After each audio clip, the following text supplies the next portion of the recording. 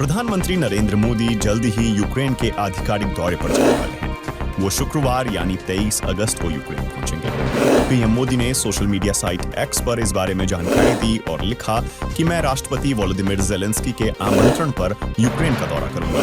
ये यात्रा पुरानी चर्चाओं को आगे बढ़ाने और भारत यूक्रेन मित्रता को गहरा करने का अवसर होगी। हम यूक्रेन में चल रहे संघर्ष के शांतिपूर्ण समाधान पर भी अपना दृष्टिकोण साझा करेंगे।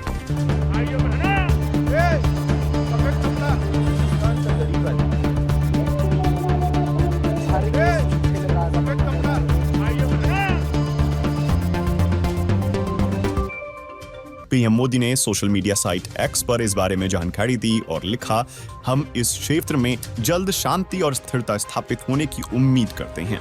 इससे पहले भारतीय विदेश मंत्रालय ने बताया था कि यूक्रेन से भारत के राजनीतिक संबंधों की स्थापना के 30 से ज्यादा साल हो चुके हैं।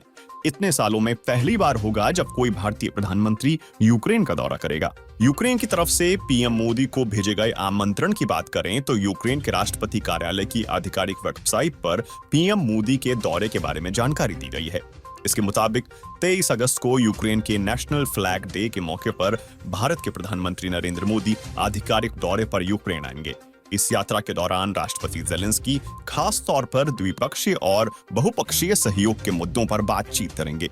दोनों देशों के बीच कई समझौतों पर भी हस्ताक्षर होने की संभावना है। रूस यूक्रेन युद्ध छिड़ने के बाद पीएम मोदी यूक्रेन के राष्ट्रपति वोलोदिमीर ज़ेलेंस्की से इटली और जर्मनी में G7 सम्मेलन के इतर मुलाकात कर चुके हैं।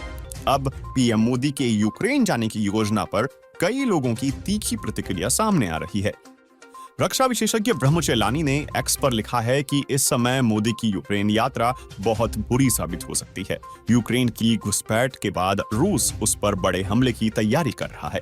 अमेरिका की यहां युद्ध विराम में कोई दिलचस्पी नहीं है। इससे पहले पीएम मोदी ने जुलाई महीने में रूस का दौरा किया था। तब राष्ट्रपति पुतिन के साथ पीएम मोदी की मुलाकात पर यूक्रेन के राष्ट्रपति ने सवाल खड़े किए थे। उन्होंने कहा था कि उन्हें इससे भारी निराशा हुई है। पीएम मोदी के यूक्रेन दौरे को कई हलकों में पश्चिमी देशों का दबाव भी बताया जा रहा है। अंतर्राष्ट्रीय मामलों के जानकार और जेएनयू के प्रोफेसर स्वर्ण सिंह ने एक निजी समाचार चैनल में कहा कि जब प्रधानमंत्री मोदी ने रूस की यात्रा की थी तभी से ये लग रहा था कि वो जल्द ही यूक्रेन का दौरा भी करेंगे। उनकी रूस यात्रा के बाद खासकर अमेरिका से तीखी प्रतिक्रिया आई थी।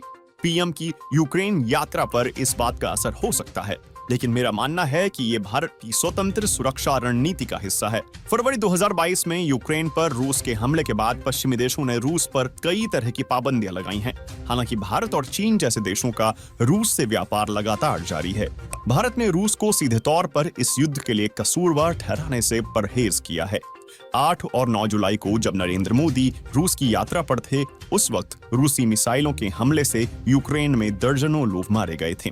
उसी समय वॉशिंगटन में नाटो का विशेष शिखर सम्मेलन भी हुआ था।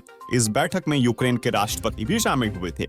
अमेरिका के राष्ट्रीय सुरक्षा सलाहकार जैक सुलिवन और विदेश विभाग के अधिकारी डोनाल्ड लू सहित कई वरिष्ठ अमेरिकी अधिकारियों ने मोदी की रूस यात्रा को समय और संदेश के लिहाज से निराशाजनक बताया था।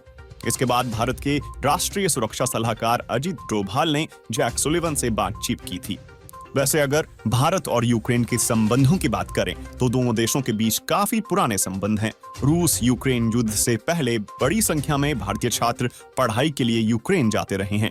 इसके अलावा भारत और यूक्रेन के बीच आपसी व्यापार भी होता रहा है। भारत यूक्रेन से कई चीजें खरीदता रहा है।